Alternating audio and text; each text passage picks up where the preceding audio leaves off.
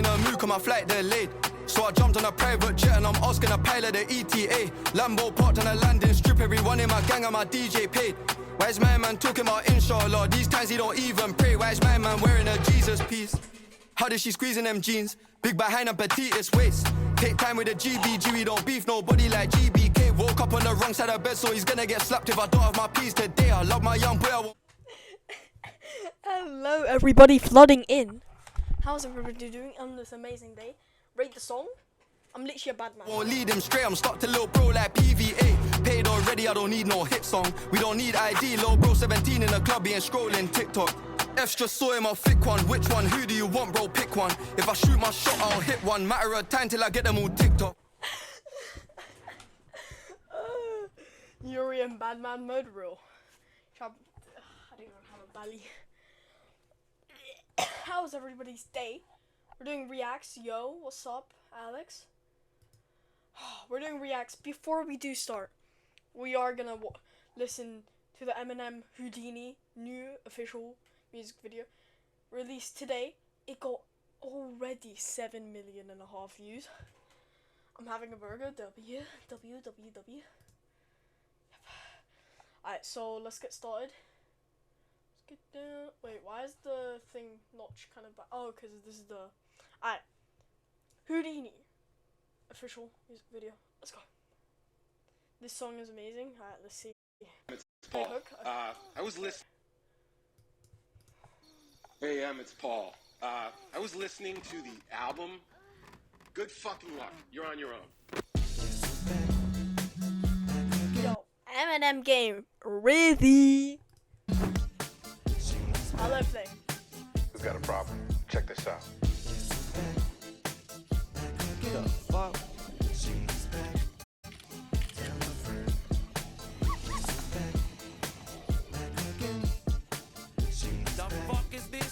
Get your ass down here. Guess who's back? Guess who's back? Guess who's back? Guess who's back? Guess who's back? Guess who's back? Guess who's back? They got Snoop Dogg on this shit.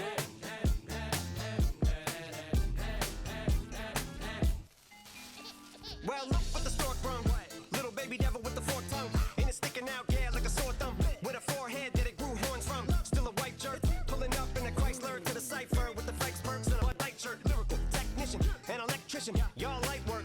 And I don't gotta play pretend. It's you I make believe. And you know I'm here to stay, cause me, if I was to ever take a leave, it would be as to break your feet. If I was to ask for Megan Thee Stallion, if she would collab with Rock me, boy. would I really have a shot at her feet? I don't know, but I'm glad to be back like abracadabra.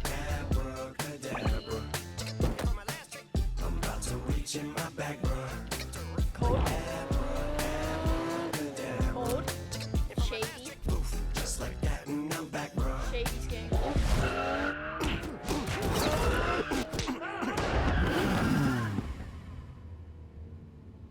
Now back in the days of oatmeal, right around the time I became a dope fiend, ate some codeine as a way of coping. Taste of oatmeal, turned me into smiley face emoji. My shit may not be age appropriate, but I will hit an 8-year-old in the face with a participation trophy. Yes, I have zero doubts that this whole world's about to turn into some Girl Scouts. That censorship girls out.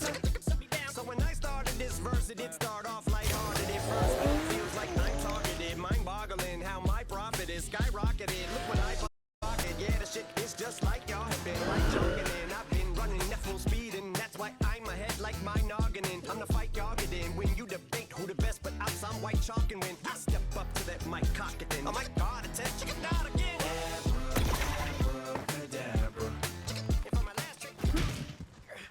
Bro. What's fucking the music? It's ended. Abracadabra. If I'm my last trick, I'm about to reach in my back, bruh. Like abracadabra. If I'm my last trick, poof, just like that, and I'm back, bruh. Bring it down. Poof, just like that, and I'm back. Bro popped a mango york.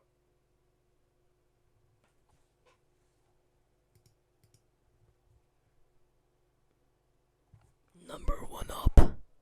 The Joker. Zombie Boy. And Mango Yager. Gold me. Okay, wait. Oh my god. Rechat. Abracadabra. You just doing reacts today? Probably. Oh, wrong screen. Probably. I might do. I want to do Sea of Thieves later. I've been begging to play Sea of Thieves, but yeah. For now, I got a lot of videos. I got. We got the rundown is the video we're gonna let. Should we skip around? It's sick, but like I have a lot of videos. Grr. Next I made an illegal home security video. It's a security system. It's an old video, but then the new Mark Rober video, and then probably we'll move on because that's it. Only 3 videos, but we've got long videos.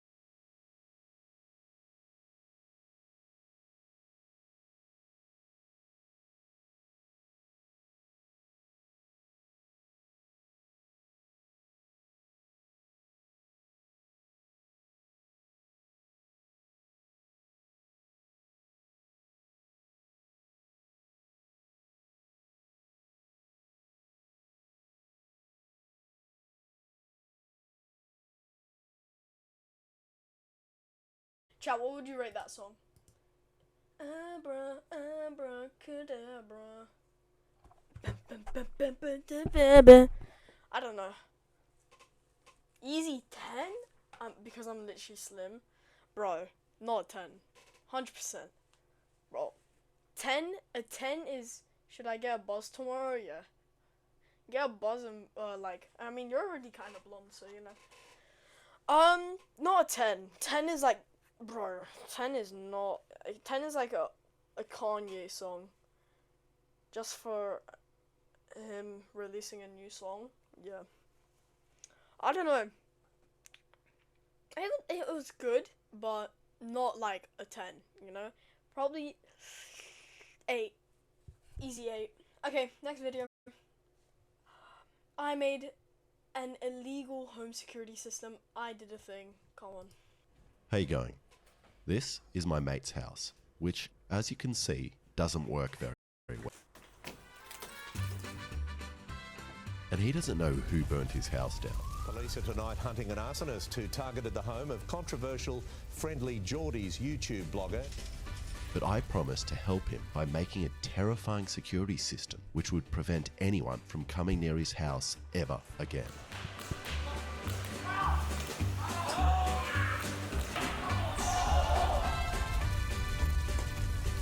Now, I've always wanted to make a horrible home security system, and Jordan's house getting burnt down was actually just a great excuse for me to pretend I'm helping by making something I was going to make anyway, a face-tracking paintball turret. And to start this build, I did what I always do and went online and just found someone that had already made it, this child. I then stole their design and code without giving them any credit.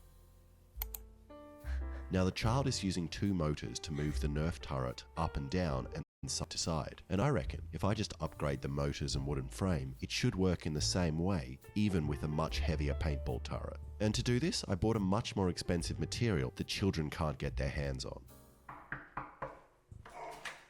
Meth, which I pressed into white sheets. Then I took it to my only mate that hasn't had his house burnt That's so random. That's so random. down yet, and used his custom-built CNC machine to cut out the frame.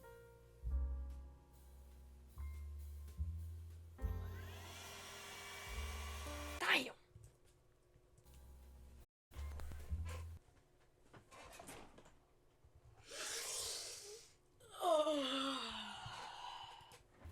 I like this guy. We all do, Alex. And while the machine is doing all the work, I'll tell you about Jordan's place being burnt down. Jordan, or Friendly Geordies, makes videos about Australian politics, a lot of the times about corruption within the government. And as you would expect, this has pissed quite a lot of really powerful people off. And recently, he spoke to a whistleblower named Troy, who revealed the extent of money laundering that happens in Australian clubs on poker machines, and how the people that are meant to regulate this choose to ignore it. And we actually demonstrated this by laundering $25,000 in a single day with Jordan. But after Jordan spoke to this whistleblower, his house mysteriously got firebombed, and that meant that Jordan had to go into hiding. But now Jordan's back and just released a video explaining what happened and who he thinks might be responsible. So you should go check that video out after this. But this also means he definitely needs security. And why would you rely on police when you have me? Am I able to just pull these off now? Yeah. Nope. If you're able to. I'm not strong. Okay, once the pieces were all cut out, I put them together. This bearing in here, this servo on the bottom, which will move the base around, this one on the side for the up and down motion, this Arduino, these bolts on the bottom so I don't have to use any glue.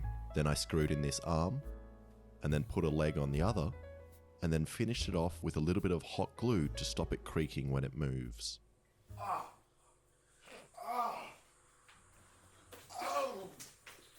Now, with this Arduino, I have no idea.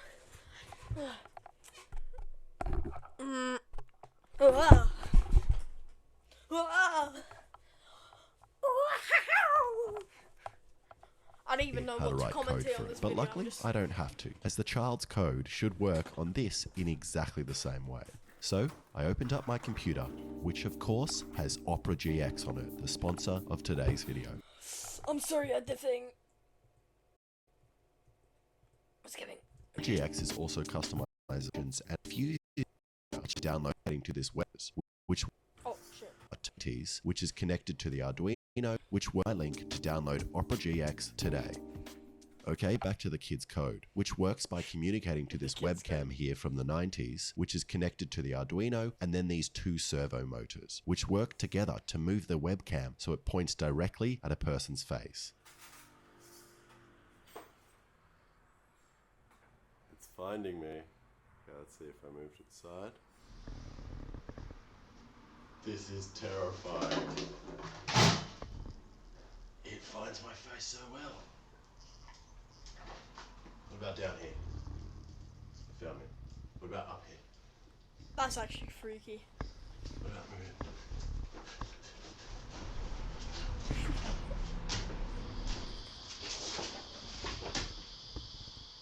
And then when your face touches the crosshair in the middle, the servo attached to the trigger fires. and it seems to find my face pretty well, but sometimes it gets confused by my wrinkly knees, thinking they are a face. Why is it finding my knees? It's my knees, not a face. Or even my face-shaped penis. It's pointing directly at my cock. That's terrifying. And now that the machine wants to kill me, it's time to give it a gun. And I bought this one, which looks pretty cool, and because of Australia's strict gun laws, it also has the added bonus of sending you to prison if you put this barrel attachment on, which makes it look too much like a real gun. Well, Alexa, do you reckon you can put this on the end of this? Yeah, just that way, just help me push it. I just can't do it because I got a camera in one hand. Yep, and push, and then just hold all of it. Yep, there you go. And the plan is to attach it up here on these arms. But I completely forgot about the gas tank, so hopefully it's weighted evenly and isn't too heavy for these servos. But I'm hopeful, as these servos have 33 kilos of torque, or in American units, enough power for half a school shooting, which should be more than enough. That's crazy. Oh my goodness. And this looks pretty intimidating when all together. This is terrifying. I definitely don't feel like firebombing my own house. So time to see if the face tracking still works with the gun and gas tank on the end. Oi, Alexa, do you reckon you can look up and tell me if this works? Just look into this and we'll see if it finds your face. Just keep looking there. Oh! Why is it shooting? And even though it was firing blanks, it's still terrifying and is loud and my ears are ringing. So it's time to test it out with some real paintballs. But there's a problem. This is also illegal. Like, very illegal. If I put a ball in the turret and shoot it in my house, the police will come and give me a $100,000 fine, put me in prison, and then touch me. Which is not what you want from a home security system. But my logic is, if you are actually defending yourself from a person wanting to firebomb you and potentially kill you, then this would be considered self-defense and must stand up in court. So, just to be safe, I found a paintball venue crazy enough to let me legally test this device on their premises. Spitfire Paintball. Now, they said they didn't want to be in the video if I get in trouble with the police, but I won't actually find that out until after the video is released. So, Spitfire Paintball, everyone. Hello, everybody. Hello. Hey, how are you going? How are you going? Pretty good. I'm excited. Are you proud of this contraption? Do you think that it's going to protect you? I think it's definitely going to protect you as long as you don't look at it. Like you, because it's face tracking. Yeah. You just always have to be looking away. And Okay, then so you're I going to don't. be safe. Here's my plan. You're like number one ops. You're people that you just like. Oh, yo, come here. You want to see this? Yo, come and look at this camera. So you're not programming in the faces of.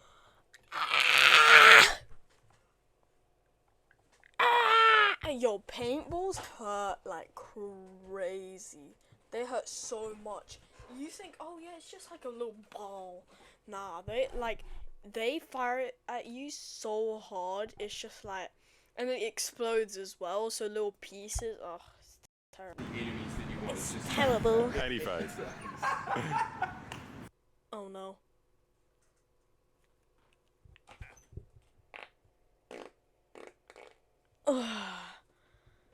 I just squeezed. I just squeezed the whole soul. And then you'll be fine. You just can't look at it. How good do you think he is of a programmer? He can't do any of this. It's all faces. Also, I didn't write this code. I stole it from a child on YouTube that made this for a Nerf gun. But sadly, the owner did have one condition, and we needed to wear masks to prevent us from getting shot in the eyes, which means the facial recognition won't work. So the plan now is to get Jordan, his producer Christo, Alexa and I to all wear shirts with the faces of people that might have a reason to burn down Jordan's house. That way we can also test if their inhumane looking faces are even recognized by the computer as real faces, and also means we get shot in the chest.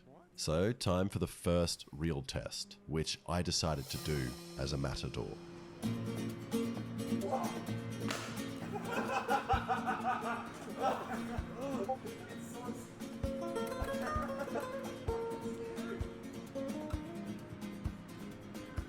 Wait, watch this. Why do I have...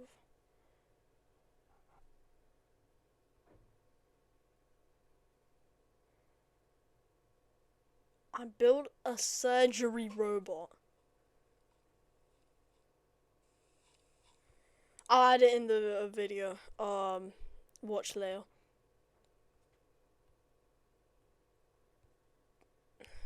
Not today though, not today. Another day. Another victory for the... Another day, because I already have a lot of... If we have time later, I might...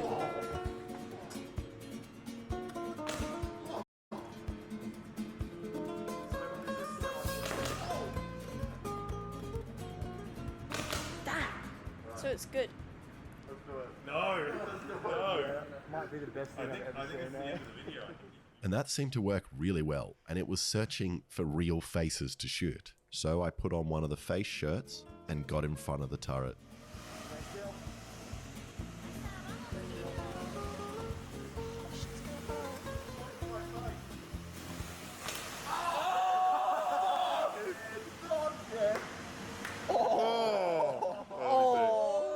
And that hurt so much more than I thought it would. Chaos Theory is pretty cool. Yeah, it is. The first 2 episodes are kind of mid. They just need like... it's kind of like a drag. Wait, wrong thing. It's kind of like a drag. It doesn't stop. But then the later ones are pretty cool. I like them. It's kind of like a bit horror, you know? Nice. Maybe it was the rubber balls on bare skin or the fear factor of the autonomous robot, but I do not remember paintball hurting this much. So the rest of the boys gave it a go.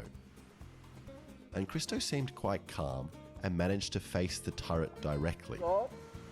It's not turning. But for some reason, the robot ignored the face on his shirt and decided to kneecap Christo instead. Try to shoot your knee.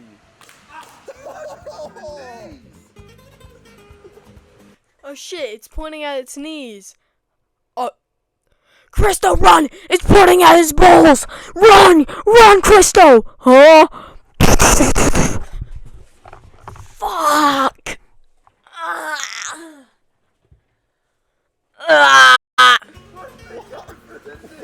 Why did it kneecap you? Before shooting Alexa directly in the face. Oh, careful, Alexa! Careful! Careful!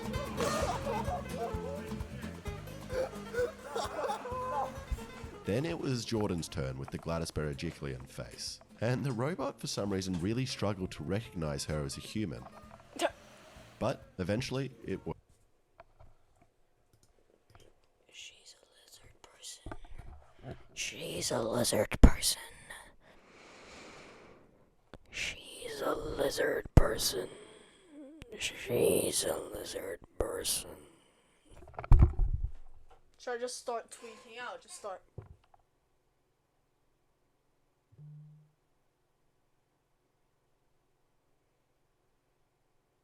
one of them. You're gonna die. Lizard people will win. I'm one of them. Just start tweaking. Worked. It's just not...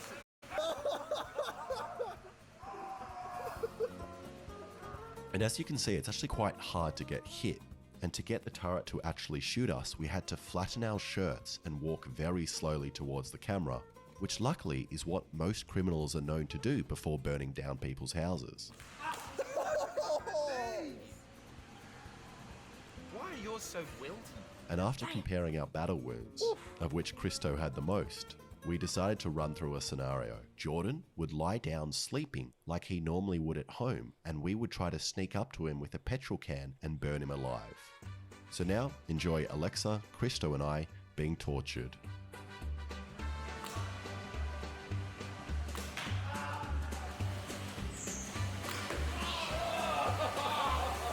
And I was hit first, but luckily my apron stopped me from feeling anything, and that almost seemed to piss off the turret, and it decided to aim lower, and once again kneecapped Christo.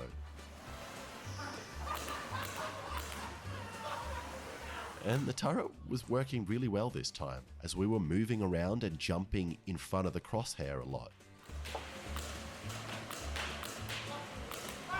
But mostly it actually just traumatized us so much that we didn't want to go anywhere near it. But fortunately for us, it crashed. So we took the opportunity to pour petrol all over Jordan, killing him.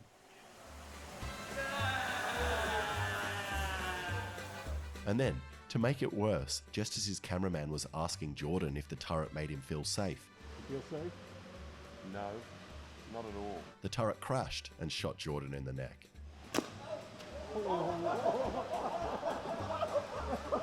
Oh, the neck. Oh, that would hurt. Oh.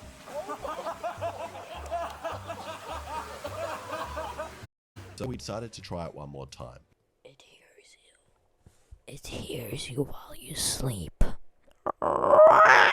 But just before we did, I looked down at my phone and noticed 11 missed call and multiple messages from my mum, letting me know that the New South Wales police had showed up at her doorstep and was searching her house. And I immediately thought it was because of this video I'm filming right now, but it turns out it wasn't, and they were actually there because of this video I made 5 years ago. And after telling the boys what was happening at my mum's house, There are police at my mum's house. I feel like I can't do anything else now. Wait, I think they're leaving. Yeah, they're Do you reckon they're leaving? we all decided that my mum would be fine and we should continue with another group test. But this time, we decided to split up to give us better chances. And when we did this, the turret really didn't know what to do, and it was missing a lot more. Chat. My friend is asking me to get his cut. Yes or no?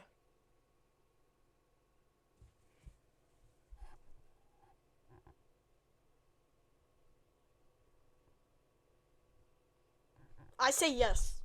Yes, 100%. I'm some shady the real, some shady. And Alexa all the and I real, managed to not get hit at all, but Christo once again stayed in one place for too long.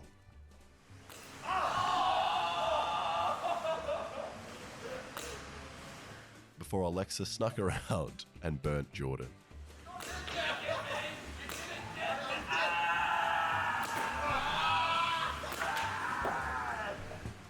And the robot once again failed to stop us.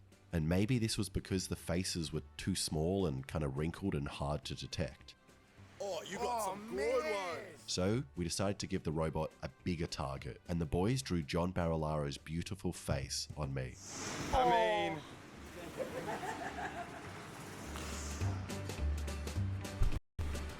Yo, is this Twitch TOS? Nah, it's fine. It's fine.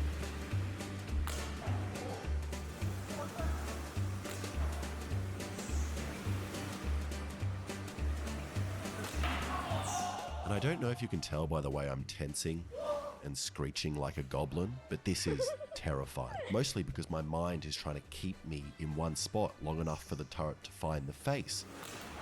So it looks like it's working for this video. But at the same time, my body wants to run away in the opposite direction, which resulted in me doing this strange up and down jump.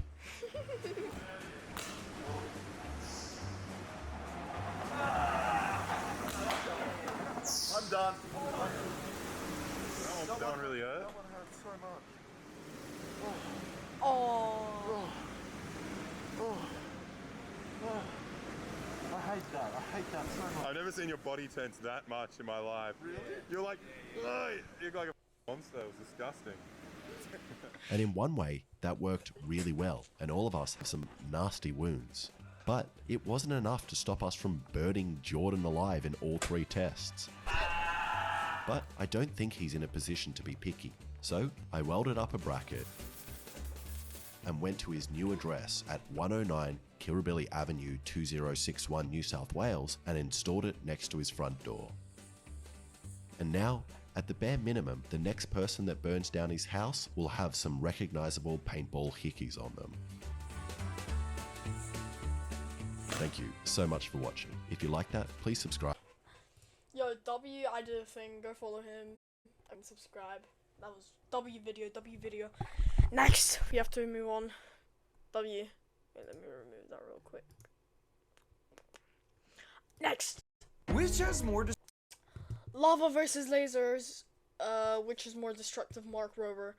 Before we get into this, I'll be right back. I don't even know what I'm just gonna try find something to eat. I'm kind of hungry. Wait. What should I play? Fuck. What should I play? What should I play? Fuck.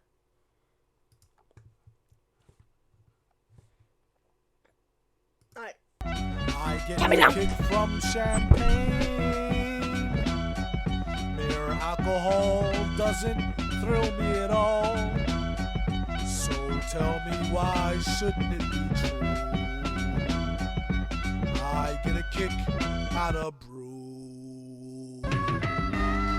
There's only one beer left. Rappers screaming all in our ears like we're deaf. Tempt me, do a number on a label. Beat up all the MCs and drink them under the table like it's on me.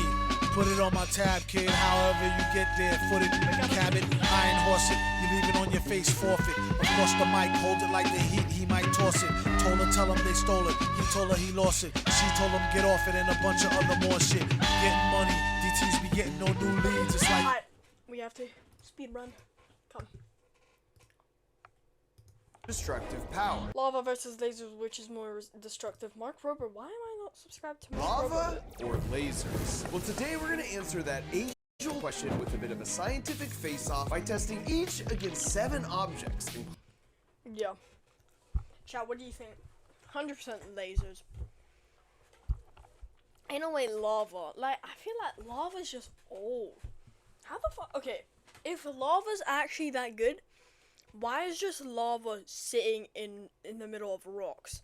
Lasers would just cut through that. Like, exactly. Including a row of glass bottles, a bunch of popcorn kernels. Mark, step it up a notch. Jeez, like, popcorn kernels, alive human beings, a dead squirrel that I found on the ground, a metal maze, a can of beans, a bunch of matches, a canister of highly flammable butane, and finally, an actual boat. And since lava won the last showdown between acid versus lava, your questionable safety method practicing Hawaiian shirted reigning champion is back, Kevin, the backyard scientist. And his laser wielding opponent in this matchup will be a former middle school science teacher and a man. Is Mark even in this video except being the narrator? Bro, what's going on with big YouTubers and just doing videos with them just being like the narrator? Or like, bro, they're not even, bro, like Mr. Beast, he used to be in the challenges, now he's not even doing them. He does sometimes, but like most of the time it's like doing something else. Like, and who has appeared on Jimmy Kimmel Live, possibly more than Jimmy Kimmel himself, Science Bob Flugfelder. But once again, I'm not just going to be watching from the sidelines, because each of the 7 objects will have to face my X Factor method of destruction. Okay, good.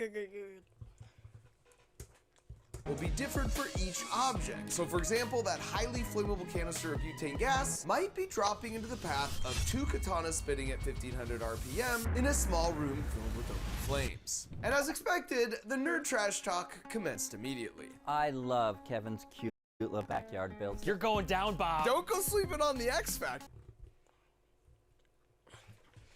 Well, X plus Y equals X MC squared, but you wouldn't know that because your puny brain has nothing inside of it. You got another excavator hiding outside? I'm basically Oprah here, because the winner of today's competition gets a boat. Last time you said I'd win a car, and we ended up burning all the cars. Did you win a car? Technically, but... Well, with that, we can... William! Will's back! It smells like farts in here, Mark. Somebody farted. I'll get you out, Will. Ah! William, don't you have better things to do? Yeah, I do. I've been planning Open Sauce, the world's greatest science and engineering event, featuring over 150 of your favorite YouTube creators you can meet in person. June 15th and 16th are the dates, and you're supposed to fill out your form. That's why I'm here. Did you just advertise on my channel? Yes, so here is money. Worth it. So in exchange for once again crashing the party, I sent William off to find the official Crunch Labs bin of... Oh, you know Mark off camera is going like... Did you just advertise on my channel? Cut the cameras. Listen up here, buddy. You didn't just do that. I'm suing you. Fuck, I'm not even suing you. I'm bombing your family. I got nuclear waste in my backyard right now. Spare referee uniforms.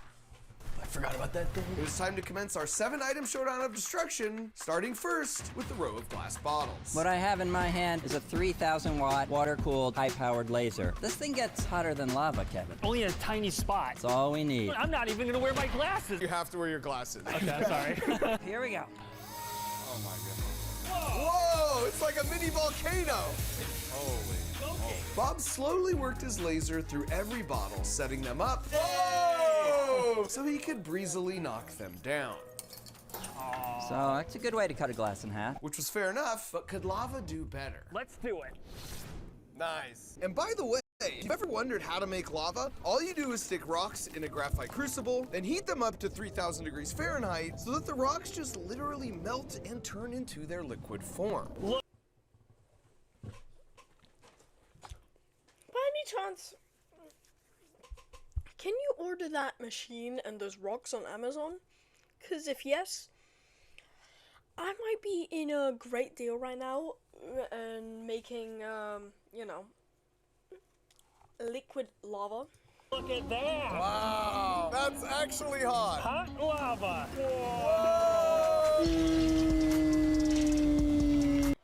It's cool, but notice that the thing containing the lava isn't just breaking. It's not melting through. A laser could cut through that, I bet. 100% it could. Just like down the middle, 100%. Whoa!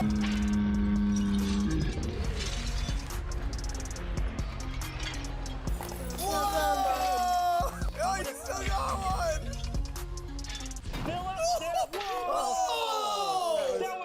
That was actually pretty cool. That was also a lot faster than Bob's. Can't argue with that. And with the flame safely doused, it was now my turn. I would say Kevin. Yeah, but it was way faster. But notice how I'm not even trying to be a Mr. fucking whoever this guy is. I don't even know who he is. Yeah, a dick rider about lasers. But bro, accurate line. The lava just explodes everywhere. Just like. I think I won that one, right? Well, And they would soon live to regret ever discounting the X Factor. 'Cause what they didn't know is when it comes to oversized, quadruple-banded trigger lock slingshots, Oh, yeah, I'm a these bit are of a crazy. sharpshooter. What? Darn it. W aim. It's harder than it looks, alright? W aim. First try.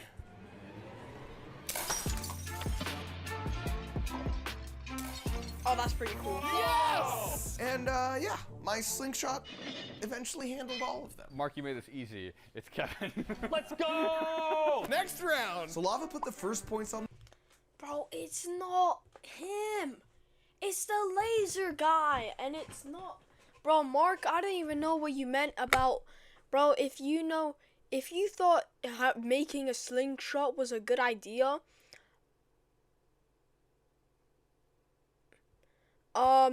maybe practice your aim a bit. Jeez, that shit was terrible. On the board as we moved into the second event of the day to see which of us could most effectively pop some popcorn. How did no one think of using a laser to pop popcorn? That's a no-brainer, just like you. Don't insult a guy with a military-grade laser.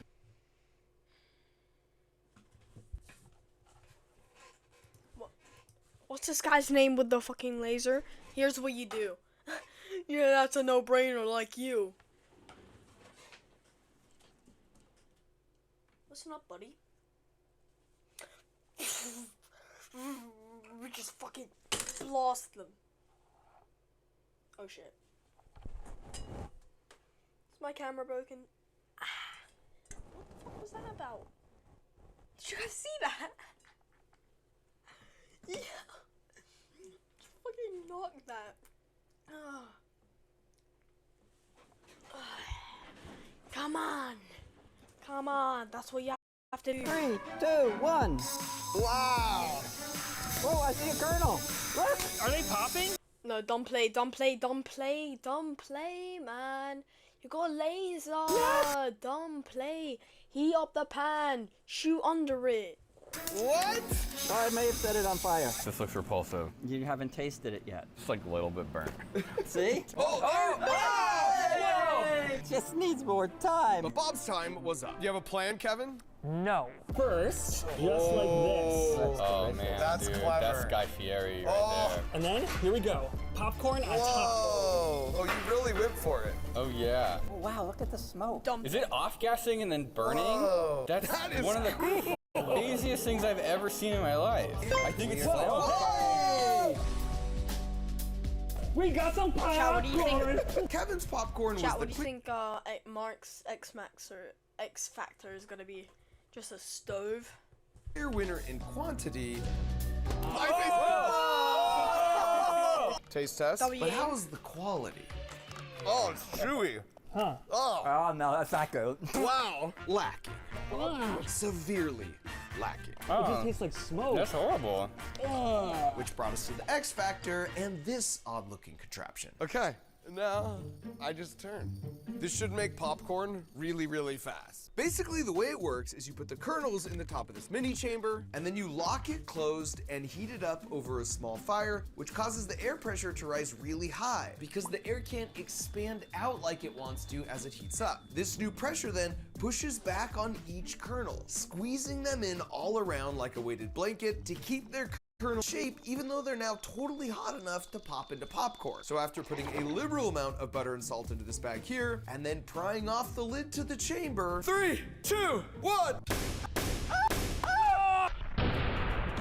You instantly pop 1,000 pieces of popcorn as they're free to expand now without all the extra 8,000.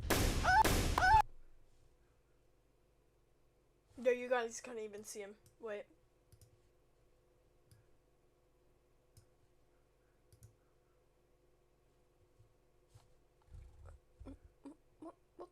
What the fuck? Why is he? You instantly pop 1,000 pieces of popcorn as they're Autism. Move it back.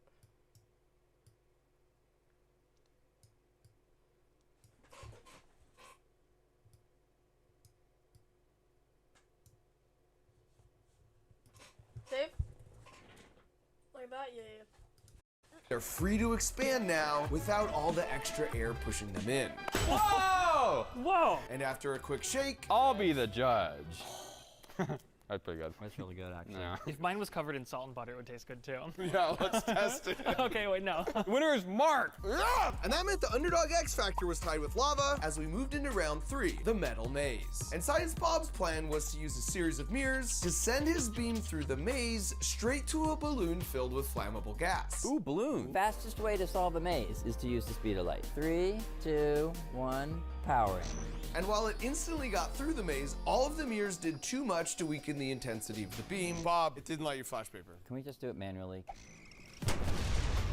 Only barely being salvaged by the explosive ending. And Kevin's take on the maze was to turn it on its head. You have to follow your own path in life. Don't listen to the walls society puts up for you. You take the maze and you just melt it down. Gosh, and then get him you his win. lava. God. Oh, it's beautiful! It already went through? And the lava wasted no time in just melting its way through every wall. That's pretty cool. Whoa! I might burn through this side too. I can solve the maze 10 different ways. But one was more than enough. I think that was really cool, Kevin. That's beautiful, Kevin. Thank you. I also think you didn't solve the maze. Yeah. My submission for X Factor on Maze should be arriving now. It's gonna be a rat. Right on time. It's gonna be a rat. There's no way she's fitting in that maze. Is my adorable niece, Kaylee. And Kaylee, what do we have in this? Open up with a rat. Squeaky can do the Yes! I guessed it. I guessed it. It's gonna be a rat. Oh, the Squeaky. maze. Yeah. So we put a little motivation at the end of the maze and let Squeaky get to work. And Squeaky wasted no time in leaving the competition in the dust. Come on, Squeaky. Come on, Squeaky. Turn around. Get your turn, Squeaky. I can't believe this Yes. worked. Oh, oh, that's so embarrassing for your mark. This is so Come on, bad. Squeaky. Can you tell him to go to the finish line? I can, but I don't want to. Wait, what? Come on. There's something wrong with this mouse. Okay. Yes. Full body out. Full body out. And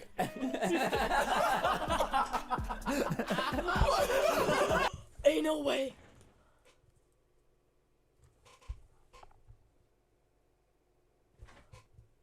Okay. They're cheating. What is that? That's a little crumb. That's a little crumb making a turn away. Full body out. Full body out. and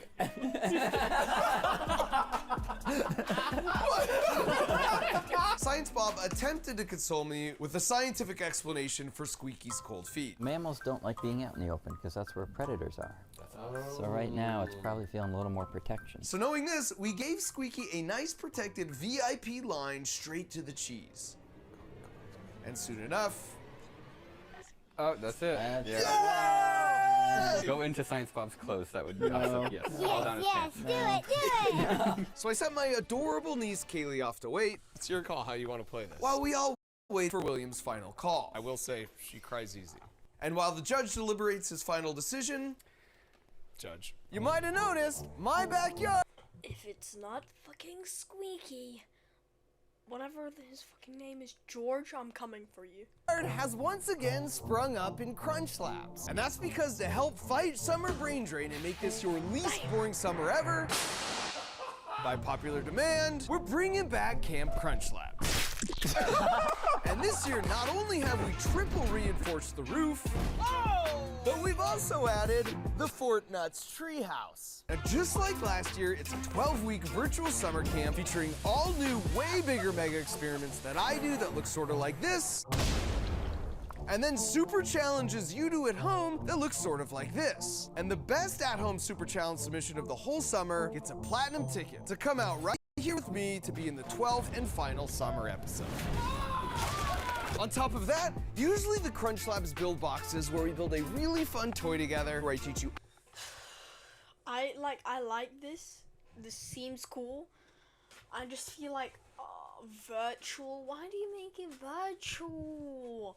Just like it defeats the whole purpose. Just make a YouTube video at that point. All the juicy physics. I feel like you make more money if you make a YouTube video and not like a how they work comes every month. But to coincide with the weekly Camp Crunch Labs videos and challenges, we can ship them to you every week. So if you want a 12-week summer camp where you can learn to think like an engineer with 0% chance of bug bites and poison ivy, send to campcrunchlabs.com where you can reserve one of the limited... Should I get a Crunch Labs thing and do it on stream? But what should be like 2,000 per month? spots, and I'll see you at camp. Now where were we? I think it's time to make a call, William. Easy choice to make. 1 second. Make eye contact with Kaylee first. Okay, fine. Everybody wins. You're a winner. You're a winner. The points are negated. No one gets any points. Which was, perhaps deservedly, a way to call us all. No!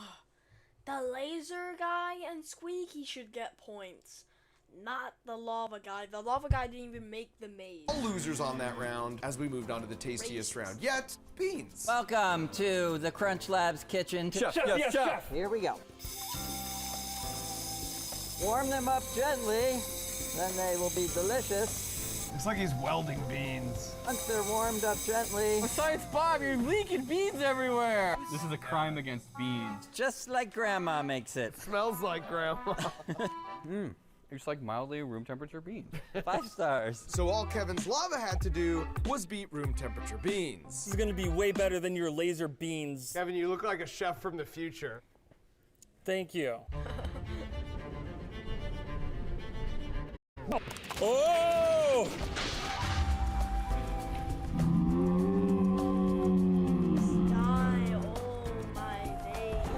Oh my. Whoa! Get away from the Kevin. Okay, okay. Cool, Kevin! I have never seen that happen before. like a alien egg omelet. You are a futuristic chef. Look at that. Look at that. But to be kind, And the floor is lava. we gave him the mulligan. Oh, the power of a volcano versus these beans. Floor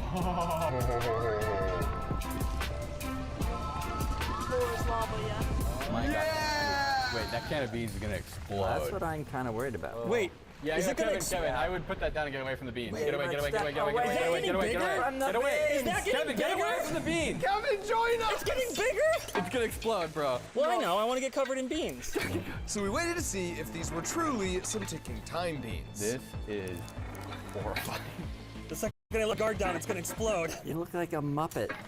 Oh! Is that it? Okay. It punctured. I knew you wouldn't do it. And with these beans being more bust than boom, we had to grab a can opener, seeing as how Kevin's lava.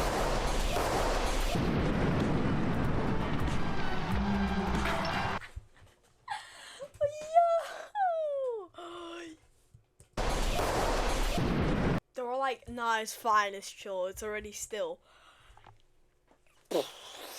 That's crazy. Whoa!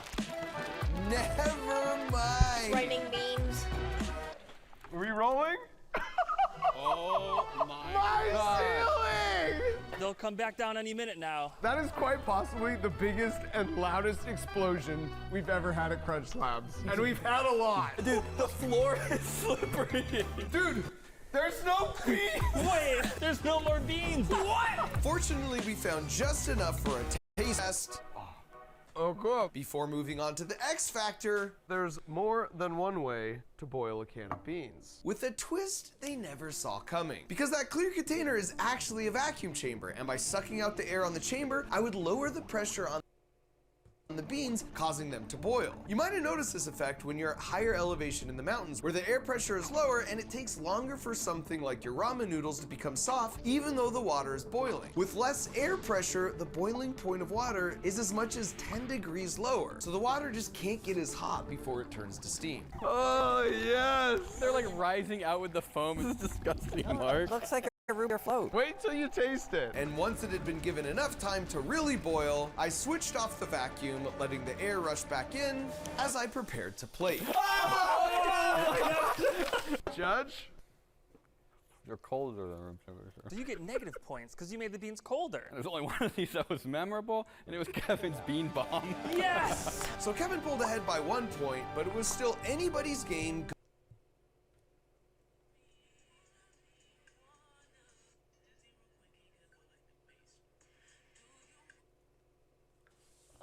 Going into the matches round. All right, arguably the most expensive way to light a match. Oh my gosh! Whoa! The laser worked great, although thanks to Bob's protective eyewear, You've basically missed the entire back half. So hard to see. Don't tell him, don't tell All right, I mean, you're doing great, Bob. but even with his helmet handicap, Bob got the rest quickly.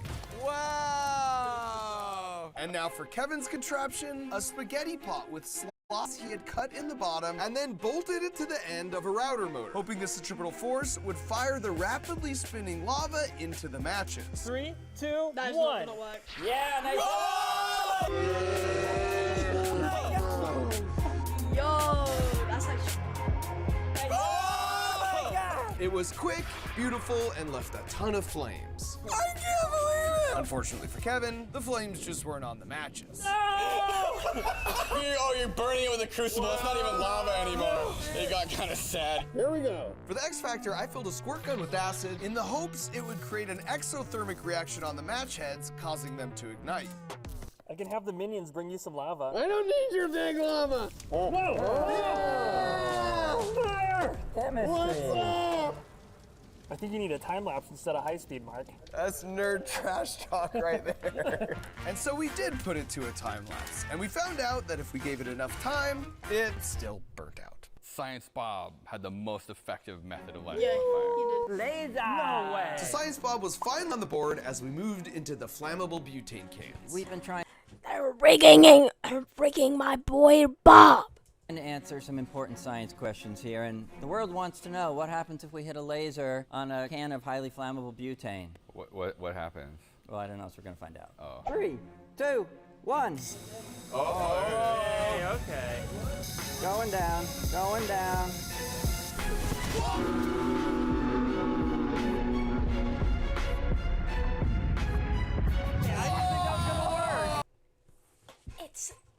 Ain't no way they got an iPhone on this.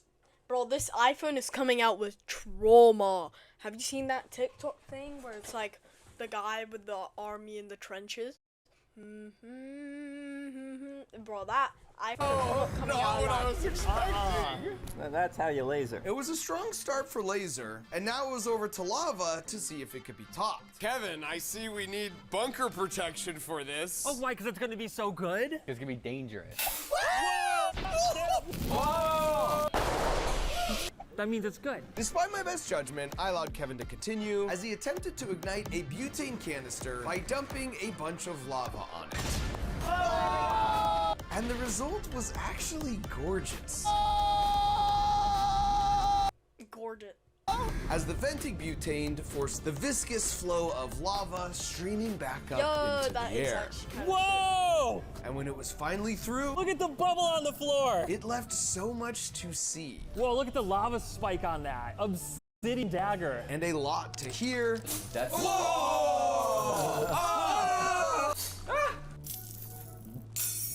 It's like lava ASMR. And even some stuff to wear. I think we officially have the world's most dangerous contact lenses. It just explodes. But I could beat all that. Gentlemen, you'll find your butane can attached to the ceiling here with an electromagnet. If I push this button, it drops. Drops onto what? Well, it drops onto this helicopter that spins these little arms. They're not wooden arms, they are swords. Those are katanas, I believe. Then what? Sterno flames all around. Okay, in the Bob, we get it. You're container smart. To ignite the butane. So you took 2 swords and bolted them to a motor. 1500 RPM motor. You're gonna stay on it?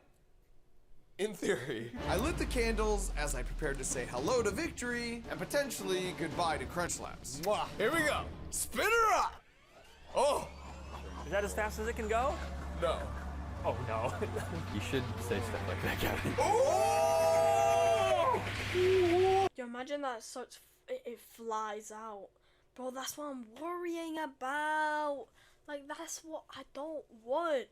It would just fly out. Okay, I'm in there. Oh. Okay, here we go. Mark, this is terrifying. 3, 2, 1.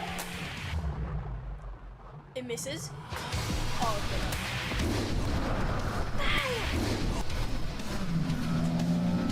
Imagine it missed. Like, just slightly. It would go under. Over. That would be so good. That's the best one. That's the best one. It's so cool! Yeah. Look, perfect slice. I feel like the X Factor finally brought something interesting to the table. Which put the scores here, headed into the final 2-point showdown. All right, gentlemen, what do you think? Please, Bob, get a comeback, please.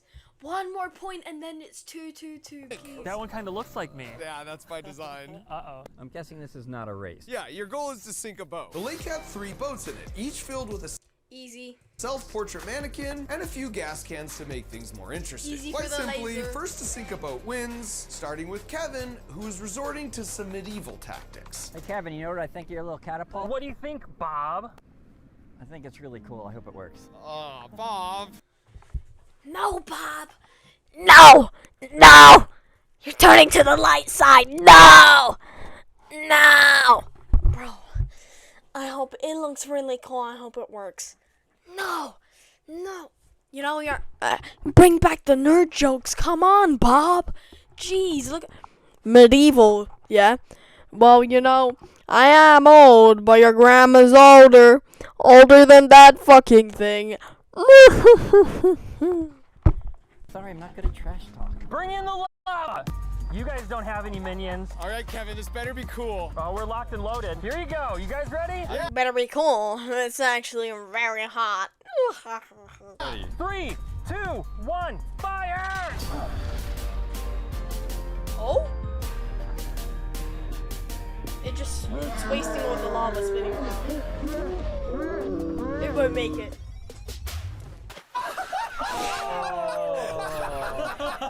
You didn't even get close to the boat. I don't want to hurt myself. Oh, look, it's sizzling. Wow. That's cool. All right, more lava. 3, 2, 1. The fishes inside this fucking pond are going through fucking World War I again. Oh. Fire! Oh my god! I should be splashing him with lava, not water. Fire! I would have hit it, but it missed. This is it, Kevin. Launch lava at you like normal people do. W rhyme from Bob. Missed. I think if we take the lava out of the crucible, it'll go farther. Just straight projectiles Yeah, at this yeah, point. just a red hot crucible, no lava. Okay. It was his last shot. 3, 2, 1. So he gave it everything.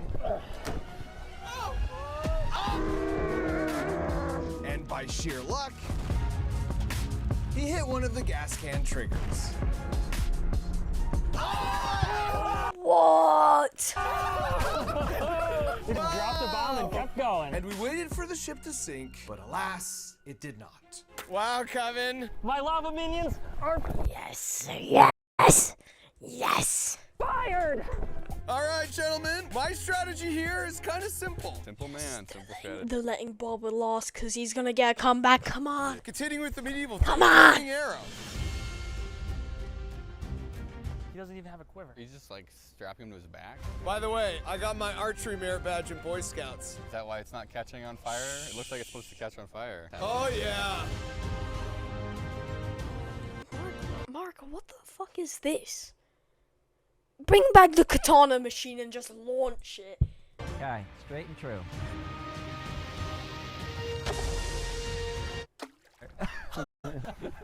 Oh my God, that was supposed to look cooler. The X Factor's back, baby. Here we go. Got it. Oh. Definitely the win. There is no wind.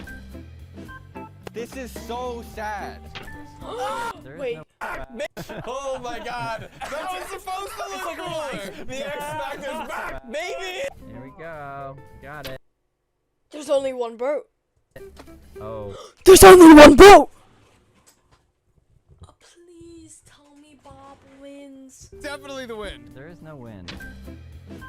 This is so sad. The lake is littered with arrows. Oh! People look up to you, Mark. Oh yeah. Yeah, Mark, I look up to you. Hey, Arrow Boy. Wait, I thought you were gonna trash talk. I was just gonna say good luck, and I'm rooting for you. Well, now I.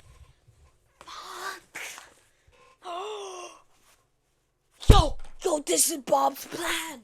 He's gonna be like, yeah, good luck. I hope this works. Yeah, you know what? Good luck. And then, good luck, cause I know the laser's just gonna fucking smash you. I feel bad. Quit being nice, Bob. Sorry. This is the last arrow. All right, I gotta make this one count. Come on, miss. Okay, here we go. Flaming arrow. Miss. Oh no, that's Bob's one. Never mind, my fault. Dang it! And then there was one! This game is rigged! And with my boat even less sunk than Kevin's, the stage was perfectly set for Science Come on. Bob to steal away Cold, the victory. cold Bob. Alright, boys. So now we have added an extender on here. And this is a big moment because you're down by one, but this Stakes is a are high. two-pointer. I literally have to light myself on fire out there. Oh, yeah. Sorry, Bob. Me and a Ryan Seacrest hairdo. I think it's a good look. It's way better than my regular hair. All right, Bob. Bob's about to pull a Titanic. 2, 1. Okay. Firing. Oh, We got fire. We got fire. Hit it, Bob. Come on, Bob. Go. Cut the boat in half. Please, Bob. We have to let it cool.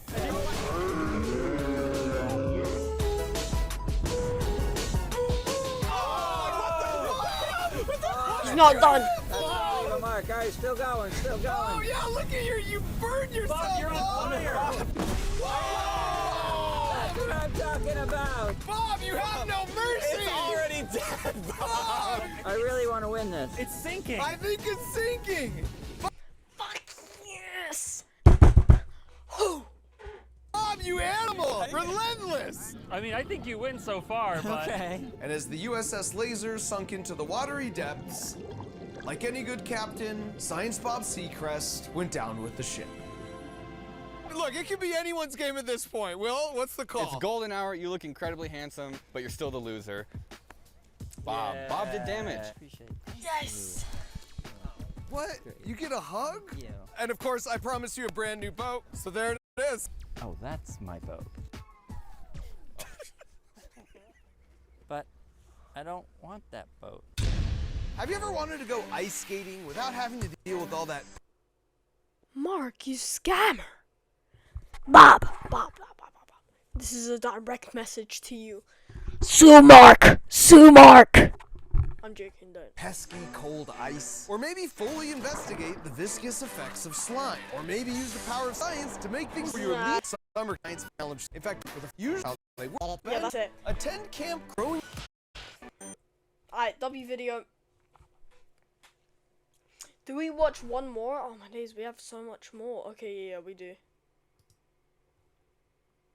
Okay, what do we watch? When racist cop realized they've been arrested, or I built a surgery robot. Can't lie. I built a surgery robot. Seems pretty cool. Come, let's watch it. Da Vinci Surgical System is the most advanced streamlined surgical experience for minimally invasive surgery available in the world today. I could build that.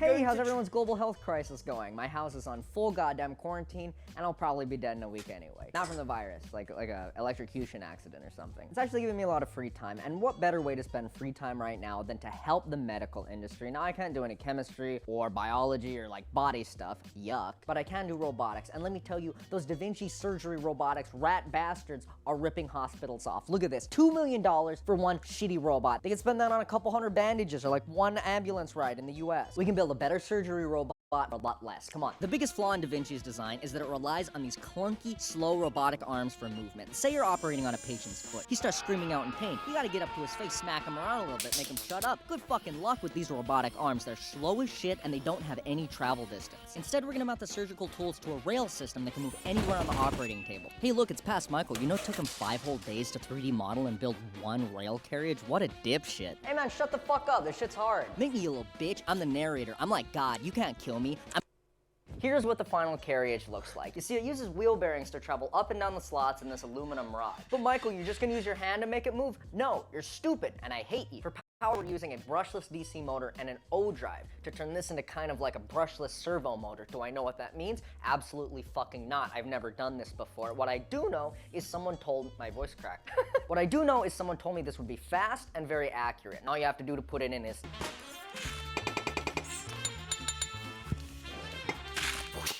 whoosh.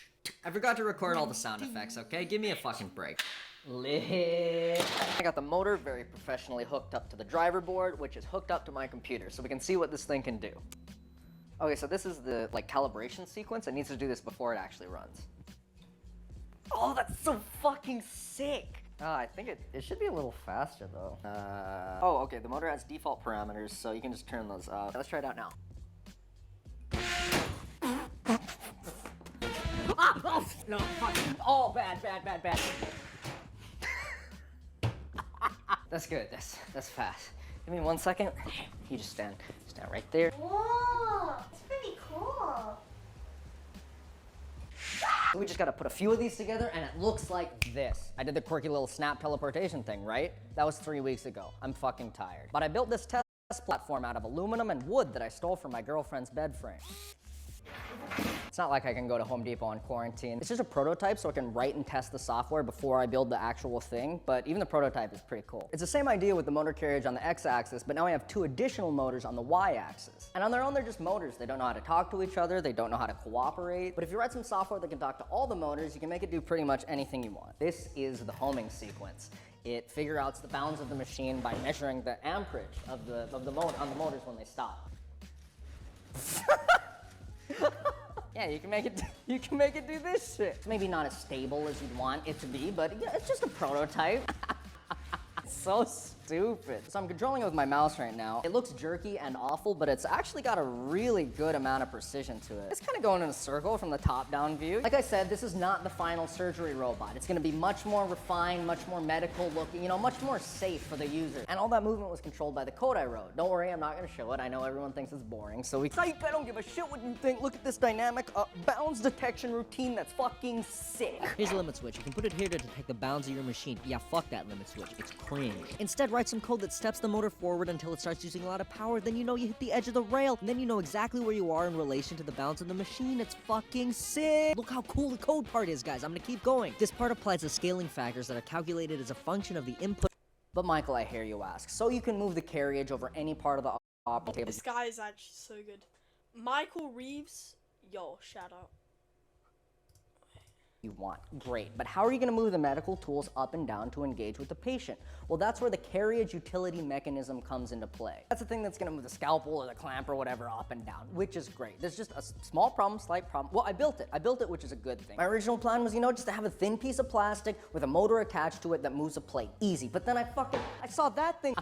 Okay, there's no way that's going to survive, so I gotta make it a little strong. You know, I may as well make it go a little faster. I got a little carried away. Now it looks like a time bomb and it weighs 10 fucking pounds. It works great. The motor precisely moves the mounting plate up and down wherever you want it to go. The thing is, I just don't know if those motors can handle 10 pounds, so we're gonna have to do a little test. Michael, why don't you just use the carriage utility mechanism to test it out? Well, it took me a long time to build, and it's fucking beautiful, so cry more. It looks like it's handling small movements pretty well. Y-axis action? Okay, that's not that bad. Okay. Oh, it's fine. It'll be fine. We can probably just go ahead and make the final version. And it looks like this. I did the stupid hand thing again. It's been 3 more weeks. I have severe depression. But Michael, where's the surgery robot? Wait for it. Wait for it. Oh!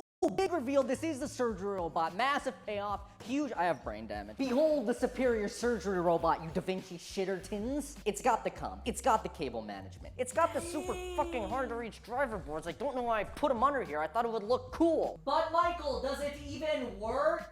Does it work?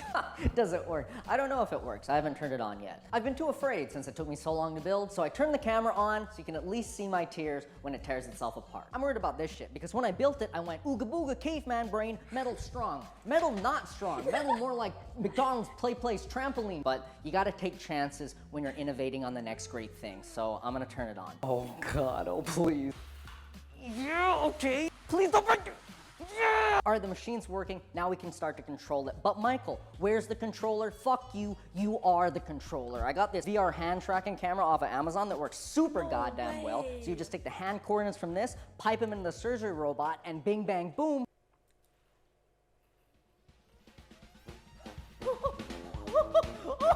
Oh, boom! Fuck you, Da Vinci Robotics. You can move my thing with just floating your hand around. Robot, go here. Oh, robot, do surgery here. Oh no, patient bleeding there. Oh, do surgery there on that part. How about you do surgery over here? Now do surgery over there, and now do surgery. Fuck you, Da Vinci. You shitty robot can't do that. You need to squeeze those little metal robot teats to do yours.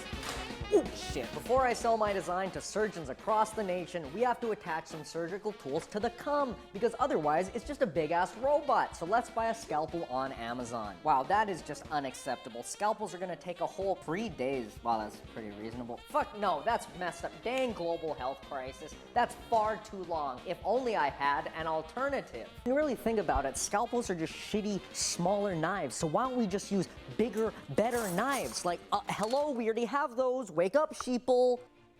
Are you tired of outdated surgical technology? Are you looking for the cutting edge in power, precision, and usability? Look no further. The future of surgical robotics is here. Look at the fucking knife!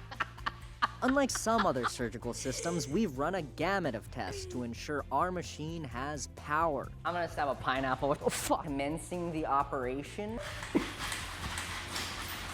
Operate on it. Surgery over here now. Patient, small incision, we'll move the patient. Commence surgery on the patient. But power isn't the only thing we strive for. Precision is an essential tenet of surgery, and we make no exceptions when testing for accuracy. What the fuck is that? Hey, ready to do some painting? You know what, Lily, come on, please. Oh shit! Oh, draw the Mona Lisa. Draw the Mona Lisa. Okay. Oh, I got the paint. I got the paint. Eyes. That's a little racist looking, Lily. I'm not doing. Gosh. Yeah. Yeah. I'm not gonna pressure you, but this is supposed to show how accurate my machine is. It'll reach the water. Let's see a Da Vinci try to do that. You might be wondering, is the system FDA approved? But don't just take our word for it. Here's what a real medical professional has to say about this innovative new technology. We're gonna go for like a laparoscopic appendectomy. So if we just make a small incision above the chest here, we can... a little bit more difficult for some procedures, but not... You can see you still have a lot more accurate control than a lot of surgical systems. Like I was saying, moving the patient is a lot easier with the system. Like normally you'd have to manually move them. Would you add this to your do you think hospitals could adopt? Seems a little dangerous. Okay, I appreciate the feedback. You're wrong. Last but not least, we've made our machines so intuitive that anyone can do surgery with no prior training. So you've never seen this machine before in your life? No. This is perfect because this study is to see if we can bring someone from 0 skill level all the way up to the ability of a surgeon. Scoot up right in front of, not too close because it's kind of dangerous. So just put your hand out. Could you just put your hand out above the thing? So, higher up controls the knife position. You can move it further closer and it'll get further away from you. We're gonna make a small incision right above the ear. So there's summa 6, Okay, so you're doing it wrong. Okay, so clearly, well, fuck. Oh, you're clearly doing another incision to plug the hole with the knife. Yeah, perfect, nice. Yeah, you perfect. Oh, it's okay, no, it's fine.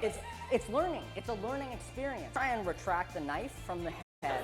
Let's just try and get it out of the, yeah. Yeah. Okay, good incision. Wow. If your patient's over here and you don't want him to be over there, move him over here. Do some surgery over here, move him back. I don't even know what surgery this was supposed to be. Thank you for watching. That concludes research and development for my surgical system. If you're a hospital looking to try it out, follow me on Twitter, subscribe to me on YouTube, and maybe W machine. Maybe, just maybe, How do I buy borrow one? it for a bit. Remember, stay in school, smoke crack, fuck you, Da Vinci Robot, bye. This YouTube video is sponsored by Raycon. I have to... Sorry. Alright, W video. Wait, let me check real quick if we can play Sea of Thieves. Wait, let me check.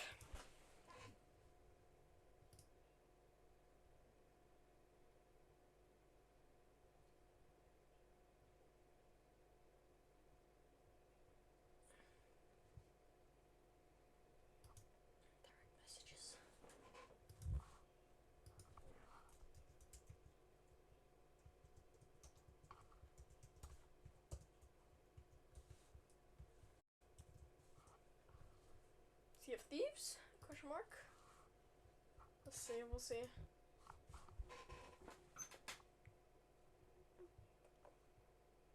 Okay.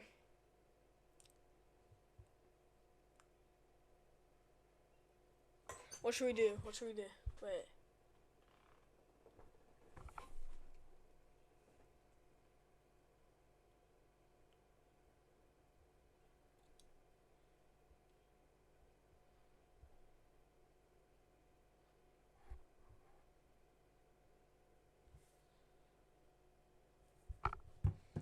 Alright, next video.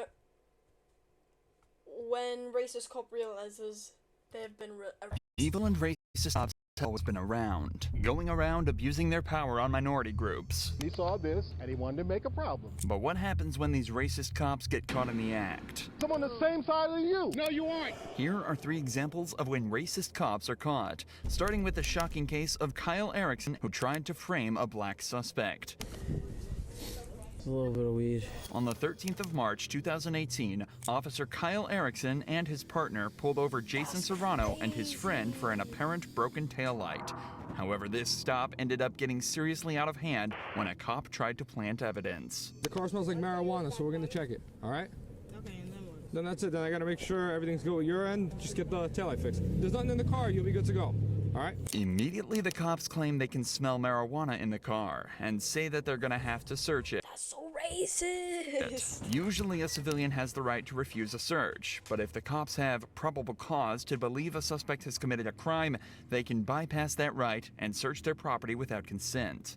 Smelling weed on the property technically counts as probable cause, and because it's impossible to dispute while looking at body cam footage, it's often used as a way for corrupt cops to easily begin a search without suspect's permission or a warrant. We need to check the car, so I need you to hop out. Alright, I'm getting out. Okay.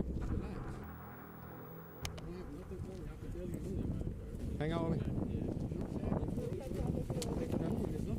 I don't have nothing in my jacket. I'm not. Okay, well, he's gonna check it. I don't have nothing in. my man. No. Relax. No, I don't need to be. This situation's about to escalate for no reason. No, because I didn't do nothing. It was in the car. No, this is on me. Relax. It's my possession. Come on.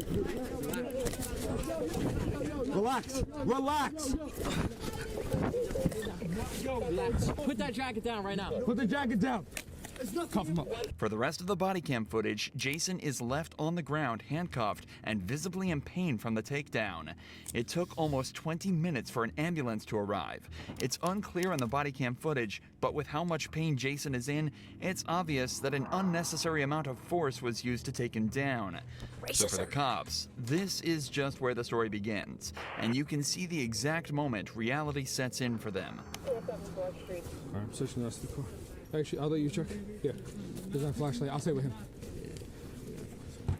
The officers are fully aware that they've hurt Jason, and if their car turns up empty, all they've done is searched a car without a warrant and used excessive force to unlawfully detain a civilian. However, if they do find something illegal, then all of that should magically go away, as Jason and the driver go from civilians to criminals, and they're just helping bring them to justice. At this point, it's not necessarily just about race. They're trying to save themselves after making a violent mistake. Obviously, this is horribly corrupt, but nevertheless, the stakes are high for the cops. Their jobs are on the line, and they have to find something. No, she has the proper documentation for the plates. Temporary registration's valid. Just ran her permit only. He doesn't have a driver's license. Yeah, that's pretty much it. Just seeing if my partner found anything yet.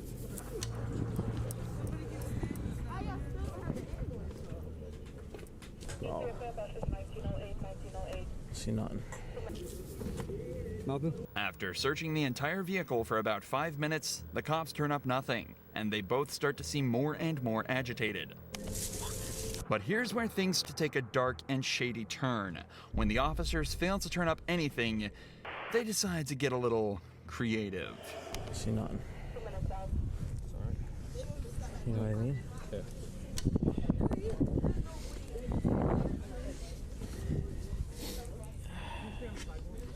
It's a little bit of weed.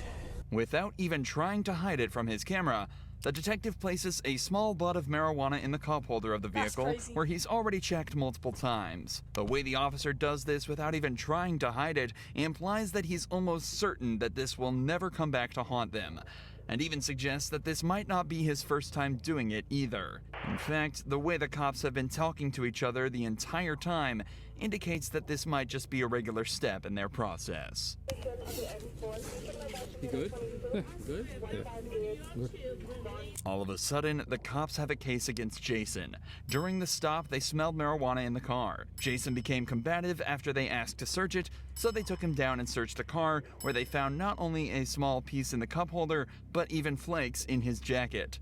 This is the story that Jason was taken to trial over, and he was charged with marijuana possession, resisting arrest, and obstructing governmental administration.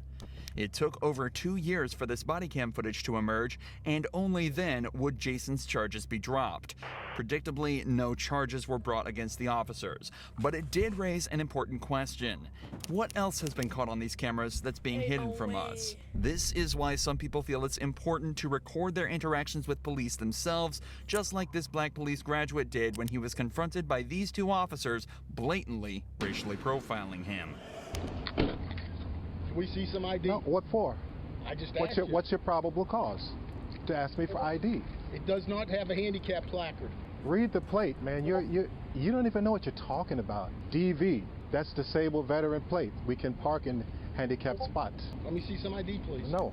The man recording is a graduate of the nearby police academy and was wearing full gear and uniform, including his duty belt with a loaded weapon. Because he's police academy certified, he's completely within his right to wear the gear, but the officers aren't buying it. So the graduate tells them to run his name through TCOL, an agency that, amongst other things, keeps track of every police officer in Texas. If the graduate is cleared to wear his gear, TCOL will prove it. Run it. Run him. Run it. Call T-Cole. You have no justification or probable cause to run up on me. Yeah. Yeah. Why? Why? Why? You detaining me? I don't want you to get hit by the car. No. Then my question is, are you detaining me? I don't know what's going on. Okay, so then don't tell me where to go. He's not too smart because first of all, even you know, if I have disabled veteran plate, I can park in a handicapped spot. Even you know that. No, they didn't just change that. It's been that way. The problem the officers had was that the graduate was parking in a handicapped spot without displaying a parking permit. But his car has a disabled veteran plate, a license plate given to many Army veterans who've made a bodily sacrifice during their active duty. Owning the plate lets you park in handicapped spots without a permit. This is fairly common knowledge across America, especially for cops. But it seems that these officers forgot about it here, and the graduate thinks he knows why. He just saw this, and he saw this, and he wanted to make a problem. That's your reputation there, Joshua. Come on, man. Yes, it is. How many black officers you got? One. Yeah, we don't have one right now. One. Yeah, I know. And you barely let him in. It's difficult to disagree with the graduate. They had absolutely no reason to stop the graduate and demand his ID. Maybe a new recruit could forget about the veteran plates, but this man is actually a police captain and has many years of police service under his belt. Evidently in a department with next to no black representation. Eventually the officers return to tell him he's free to go, but the graduate isn't leaving before saying one last thing.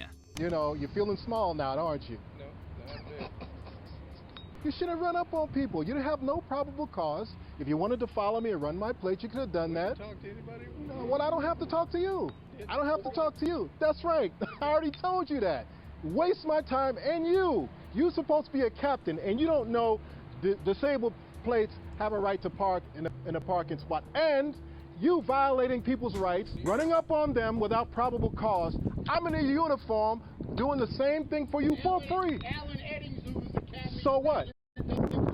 I don't care what he thinks. I'm a graduate and I have T-Code certification. I have T-Code certification. Yes, I do. That's what you checked it. It says who? My certification doesn't say expired.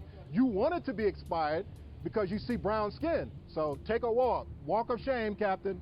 Don't ever you run up on me again. Do you understand? And learn the law, and you better have probable cause before you run up on somebody in uniform. You don't have no reasonable suspicion because I'm on the same side as you. No, you aren't. I'm a graduate of the police academy, okay? Just like you years ago. You probably couldn't even pass the test. Right now, you go. You get going. Getting into fights with other uniformed police officers definitely isn't the best look for a police captain, especially after racially profiling that very same officer. And because the graduate was filming the entire thing himself, he was able to show the city manager, and that very same afternoon, it was revealed that the captain was no longer working for the police department. Unfortunately, though, it's extremely rare for cops to actually be reprimanded after behavior like this, as is obvious in the case of Montre Little. In this case, the cop not only lied and threatened Montre, but he even cost the city $75,000 and still got away with no punishment. Is it just me or this guy speaking really slow?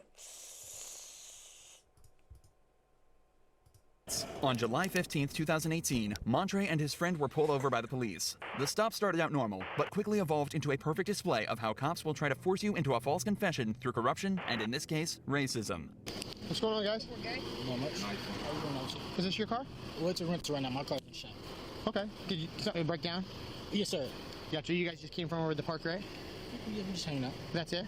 Is this your car? I just told you my car's in the shop, officer. This is a rental. Okay. How do you start it? What do you mean? I just put my foot on the brake and I put it in drive and I... Okay. At first, this may seem like a harmless question, but asking the driver, Montre Little, how to start the car essentially implies that the cop thinks he stole it. If Montre was unfamiliar with the vehicle, he would have likely struggled to remember how to start it. And if he fumbled around a little before remembering, it could imply he was under the influence. But Montre kept his composure and passes this first test totally fine. The cop, however, still isn't impressed and decides to take things further by tricking Montre into giving his property over. So it's your car, though? Did they give you a fob or something? My car, officer. Did they give you a key fob or something? Or? Yes, sir. Officer. Like, what does it do? Does it? You see, this actually lets you know that it's in. Okay. Do you have any weapons on you or in the car? No, officer. Okay, can I be honest with you? It smells like marijuana in the car, and I can see shake on the ground. Your buddy's giving me the idea that maybe he's got a gun. You know what I mean? Like, that's what I think. How? I don't know. Just the way. I mean, just the way you're holding yourself, man. Like, that's why we're nervous, man. That's it. Not only did the officer mislead Montre into getting the keys over, but he's also suddenly decided he can smell marijuana in the vehicle, and based purely on a hunch that the passenger is hiding a weapon. Both of these things, especially the marijuana smell, are often used as a reason to search the vehicle, bypassing the need for consent by the property owner. The speed and order in which the officer works here is extremely suspicious. Confiscating the keys without even mentioning it implies that he already decided he was going to search the vehicle, and that he was trying to make Montre feel helpless or even threatened. Emotions you can clearly see on his face as they're stolen from him. Go ahead and step out, Montre. Yep, I just told you why. 3 times. You want me to recap again? I mean, I told you I'm a cop. Face the car when you step out. Face the car when you step out. Face the car when you step out. Don't flex. Don't flex. I don't know what you're doing, man, but you need to knock that off. Stop pulling on your arms. What's going on, dude? Where are you trying to? What are you doing, dude? Officer, I'm not doing nothing to you. Well, you're making me think something funny's going on, man. Okay, so slide over. I mean, your heart is thumping, dude. Like you're beating. Officer, don't, please. Everything the cop has done and said so far is textbook in terms of corruption. This is obviously a serious event for Montre, but the cop is deliberately trying to be lighthearted and jovial about the whole thing, using words such as funny and silly to purposefully seem condescending. He also mentions that Montre's heart is beating fast and that he seems nervous. Another classic observation that appears time and time again in these cases. Think back to the stop of Marion Humphrey, whose truck was searched for the sole reason that he seemed nervous. Innocent civilians. Yo.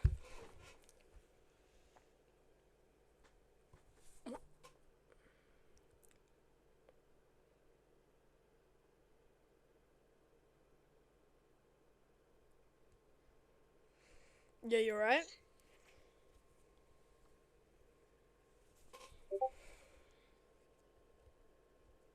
By the way, I'm midstream and you're on speaker. Fuck.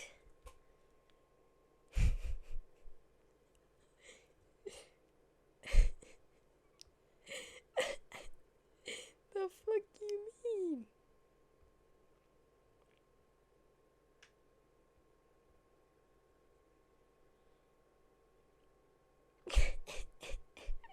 Crazy. Bro, what? She's saying, oh, you should have told me before that. Like, bro, I did. Before you said a word. Before you said a word, I told you. Before you said a word, I literally told you. I literally told you before you even said a word.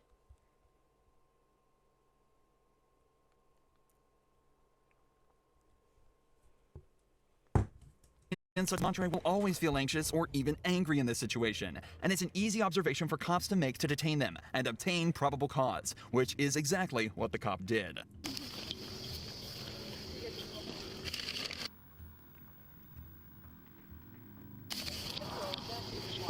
The search uncovered nothing illegal in Montre's car, but the cop kept him in the back of his patrol vehicle. This is where things start to get really shady. I did everything you asked me to, officer. You thought there was a weapon. There's no weapon. We wasn't doing anything wrong, officer. I'm not sure why you pulled me over. That's your rental. Everything is fine. There was no breaking taillight or nothing, officer. I did nothing wrong with you. Did I make anything up when I said the car smelled like marijuana? Yeah, a little bit. Hold on. Because there was nobody smoking in the car. Is there marijuana shake on the floor of the car? Officer, that was cigarette ash, okay? You didn't find no marijuana. I'm not charging you with marijuana. But here's what. If you want me to be real with you, like I want you to be real with me for a second. Like, did I make that up? I believe so, officer. Okay, so you want me to just write you the ticket for the stuff that I had to write you tickets for? If you think that I'm lying, like, then we'll go to court and we'll talk about it then. Okay. Or do you want to just be real with me and I'll be real with you? officer. Montre is being aggressively backed into a corner. The cop obviously knows that he's done something wrong. He's only trying to get Montre to forget about it and move past it without further incident. When he doesn't, the cop threatens him by saying he'll write up the ticket and he'll have to take it to court, where it'll essentially be Montre versus the world. It's also important to remember that cops are allowed to lie and use deceptive tactics to extract a confession. If Montre had told him that he didn't make up the smell, then in a weird, twisted way, he essentially just admitted to possessing illegal drugs. Luckily, Montre maintained his story and was reluctantly let go by the cops. Just days later, Montre sued the city and after a year of fighting, reached a settlement of $75,000 based on an unlawful traffic stop and warrantless search. The cop was removed from patrol duty, but not fired, despite leading one of the most callous displays of corruption ever caught on camera. But the police are extremely good at one-upping themselves when it comes to corruption. Take, for example, the time when 2 Californian cops essentially kidnapped a man eating lunch in his own car. What's going on? You live around here? Hey, don't touch, Relax, bro. Relax. Hey, you match the description of somebody, okay, that just committed a burglary in the area. Okay, you're on camera, so don't step out of the car. Is your body cam on? It's on. Yes. It's on. Step on out, dude. We'll explain everything to you, okay? Just step out of the car. Step out of the car. I'm not stepping out of the car. You're being detained for a burglary investigation, okay, sir? So step No. out. Do you live in the area? I'm not answering any questions. I want my lawyer. Okay, step out of the car. You're being detained right now. All right? Step out of the car. Firstly, the suspect named Jamal Williams does everything right. He tells the cops he's not answering any questions until he has a lawyer. Unfortunately for him, though, the cops aren't having any of it because he matches the description of a suspect. That technically gives them the right to detain him while they investigate further. What's interesting is that the only description the cops had was that it was a black male wearing all black in his early 20s, possibly a red t-shirt underneath. Jamal is 40 years old, wearing a red hoodie and gray sweatpants. It's also incredibly hard to punish cops for detaining someone that doesn't match that description, as they could just say they thought he did. In general, this system is very lackluster, but it shouldn't necessarily harm or bother Jamal. Not unless the cops do this. Sir, step on out, dude. You're on camera, dude, so don't do anything dumb, okay? Hold on, I'm gonna get this on camera. Go ahead, you can record. Step out of the car, please. It's being aggressive. Hey, stop resisting, dude. Stop resisting. I'm just. Why are you? No, man. Okay. Call your supervisor. Call your supervisor. Call your supervisor. Call your supervisor. Call your supervisor. Call your supervisor. Stop, dude. Call your supervisor. Call your supervisor. I'm gonna chase you, dude. Call your supervisor. Call your supervisor. Yeah, I'm calling your supervisor. Give me your hand. I don't give you consent to touch me. Don't reach. I don't give you consent to touch me. Don't reach. I don't give you consent. Handcuff. Initially, Jamal showed no signs of aggression and no signs of resisting. He was just trying to open his phone to record the interaction for his own safety. Nevertheless, the cop immediately said he's being aggressive as Jamal was willingly stepping out of the car. Step out of the car, please. He's being aggressive. This obviously frustrated Jamal, and he later admitted from then he did try and stay inside the vehicle. But the amount of force the cops used from here on was completely unwarranted. One cop even pulled a taser and threatened to use it on Jamal, despite him posing no actual threat. Jamal is then handcuffed and kept face down on the tarmac while multiple other patrol vehicles arrive at the scene. For a man guilty of nothing other than eating his lunch, that sure is a lot of cops. If we take these off, are you going to cause a problem? Are you going to kick any windows out, anything like that? I don't answer questions. I'm gonna leave him on then, that's fine. That's fine. We're gonna stand him up and get into a car, just leave him here until fire season real quick, make it easy. He doesn't want to walk, he doesn't want to answer questions, and just leave him. Alright. Is your first name Jamal? That's who the car is. I don't give you consent to go in my car and check my car. I don't give you consent to check my car. You're violating my 4th Amendment constitutional right. So I think we can move forward and try to at least get him in the back seat. Yeah, that's fine. What's your name, guys? And why are you guys kidnapping? I can't talk to you until you help me out. Tell me, why am I being kidnapped? Well, thing we do, we'll figure that out. I'll let you know. Alright. Find a car for you. We'll talk when you get to your house. At this point, there are over a dozen cops at the scene, and Jamal is fully restrained in both handcuffs and leg wraps. He's also already been cleared to not be the suspect, yet he's still taken to the patrol car, fully restrained, and put in the back seat. It's also important to note that the cops were able to identify and clear Jamal by running his plates, something they could have done in secret before even approaching him. The worst part is that even after all of this, Jamal still wasn't free. He was cleared of the burglary charge, but he was instead hit with a felony charge of resisting arrest and taken to jail. Jamal later filed a formal complaint with the LA Sheriff's Department. But just as another example of how corrupt this system is, they were allowed to investigate themselves. And as you'd expect, They found no evidence of any wrongdoing. Months later, Jamal filed a civil rights lawsuit against the arresting officers. Unfortunately, though, the story remains much the same. The officers were investigated by a police lieutenant, and after analyzing the body cam footage, it was concluded that Jamal's actions turned the interaction confrontational, and that the arresting officers were courteous throughout the entire event. Jamal's charges were dropped, but no charges were brought against either of the cops. That's it? Just ends here? Crazy. Damn.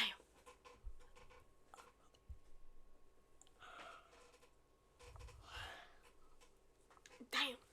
Crazy. Alright, I think so that'll wrap it up. Very short stream today. I'm kinda tired. I will stream tomorrow probably, though. Saturday we'll play Sea of Thieves. Then Sunday we'll do something else. Thank you for watching and